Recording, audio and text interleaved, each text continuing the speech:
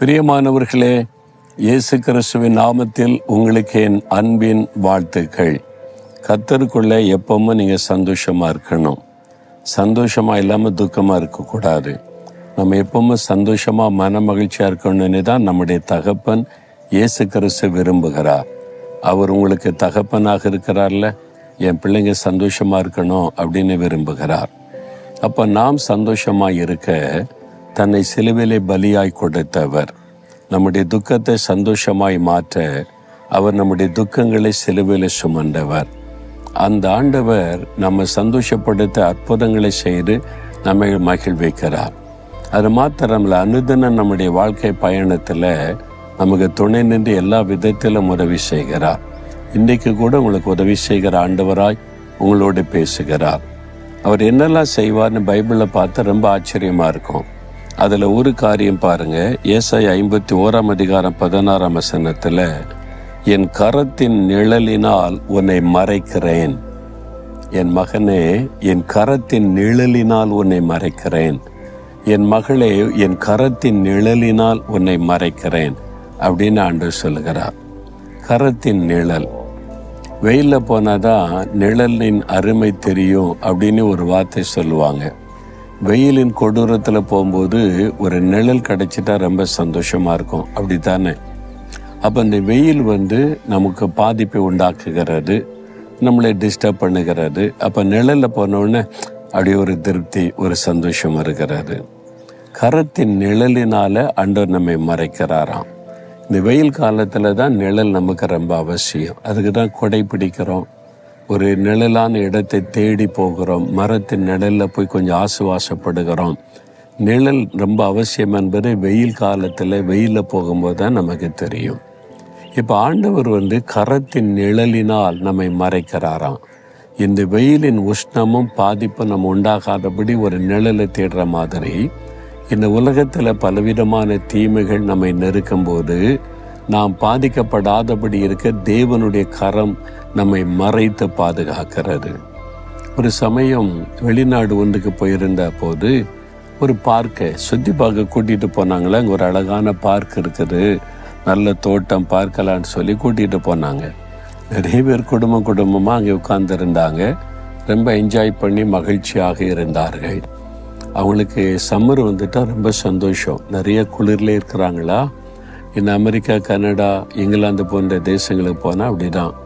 அப்போ இந்த வெயில் வந்துட்டால் மகிழ்ச்சியாக இருப்பாங்க. வெயிலே உட்காந்துருப்பாங்க, குடும்பமாக உட்காந்துருப்பாங்க. நம்ம ஒரு வெயில் வித்தியாசம். அங்கே வெயிலில் போனால் கஷ்டப்படுவோம், நிழலை தேடுவோம்.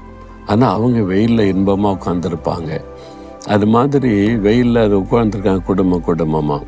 ஒரு சின்ன குட்டி குழந்தை அப்படியே தூங்கி கொண்டு இருக்கிறது. அழகாக அப்படியே பொதிஞ்சு வச்சிருக்கிறாங்க, தூங்கி கொண்டு இருக்கிறது.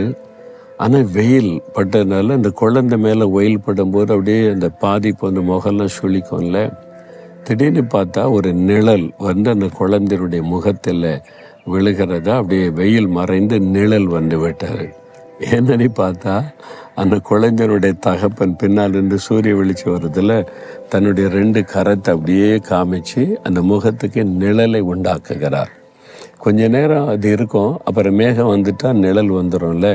அந்த கொஞ்ச நேரம் கூட அந்த குழந்தையினுடைய முகத்தில் வெயில் பட்டு பாதிக்கப்படாமல் தன்னுடைய கரத்தை மறைத்து அந்த நிழலை உண்டாக்கி அந்த குழந்தை வெயிலின் கொடூரம் இல்லாமல் அப்படியே அமைதியாக தூங்குகிறது. நான் அதை பார்த்த உடனே ஞாபகத்தில் இந்த வேத வசனம்தான். என் கரத்தின் நிழலினால் உன்னை மறைக்கிறேன் ஆண்டு சொன்னார்ல. அப்போ ஆண்டோடைய கரம் பெரிய கரம், பிரம்மாண்டமான பெரிய கரம். அந்த கரத்தை வைத்து நம்ம மேலே நிழல் விழும்படி செய்கிறார். அந்த வெயிலின் கொடூரத்துக்கு தப்பித்து கொள்ளும்படி செய்கிறார். அதாவது உலகத்தின் பாடுகள், பிரச்சனைகள், நெருக்கங்கள், உபத்திரவங்கள், அந்த பாதிப்புகள் வராதபடி நிழல்ல ஒரு இனிமை, ஒரு மன ரம்மிய சந்தோஷம் உண்டாகும்ல.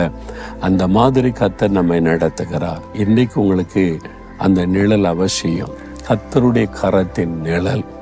ஏன்னா நீங்கள் பாதிக்கப்பட்டு இருக்கிறீங்க, துக்கத்தோடு இருக்கிறீங்க. ஆண்டவர் வாக்கு கொடுக்கிறார், என் மகனே, என் கரத்தின் நிழலினால் உன்னை மறைப்பேன். என் மகளே, என் கரத்தின் நிழலினால் உன்னை மறைத்து உனக்கு நிழல் உண்டாக்கி பாதுகாத்து நடத்துவேன் சொல்றார். அந்த கரத்தை பாருங்க, அதில் தழும்புகள் இருக்கிறாரு. அவருடைய கரத்தில் தழும்புகள், ஆணி பாய்ந்த தழும்புகள். அந்த ஆணி பாய்ந்த தழும்புகள் உள்ள கரத்தினால தான் நம்மை மறைக்கிறார். அந்த கரத்தை பார்க்கும் போதெல்லாம் ஞாபகத்துக்கு வரும், என் பிள்ளைகளுக்காக நான் சிலுவையில் அடிக்கப்பட்டு ஆணி கடாபப்பட்டு இந்த தழும்புகளை ஏற்றுக்கொண்டிருக்கிறேன். அப்போ தழும்புள்ள கரத்தின் நிழல் நம்மை மறைக்கும் போது எந்த தீங்கும் நம்மை மேற்கொள்ள முடியாது. இப்போ சொல்லுங்க, ஆண்டவரே, அந்த தழும்புள்ள கரத்தினாலே என்னை மறைத்து பாதுகாத்து கொள்ளுங்க. என்னுடைய வாழ்க்கையில் அந்த நிழலை கொண்டு வாங்க. உங்களுடைய கரத்தின் நிழலினால் மறைக்கிறேன்னு சொன்னீங்களே, நான் விசுவாசிக்கிறேன், ஸ்தோத்திரிக்கிறேன் சொல்லி பாருங்க. ஒரு பெரிய மகிழ்ச்சி உள்ளத்தில் வரும். ஆண்டவரே, உம்முடைய கரத்தின் நிழலினால் எங்களை மறைத்து பாதுகாக்கிற அன்பிற்காக உமக்கு ஸ்தோத்திரம். ஆணி பாய்ந்த அந்த கரம், எங்களுக்காக காயப்பட்ட அந்த கரம், தழும்புகளை ஏற்றுக்கொண்ட கரத்திற்காக ஸ்தோத்திரம். அந்த கரத்தின் நிழல் எங்கள் மேலே என் மீது விழுகிறதற்காய் நன்றி.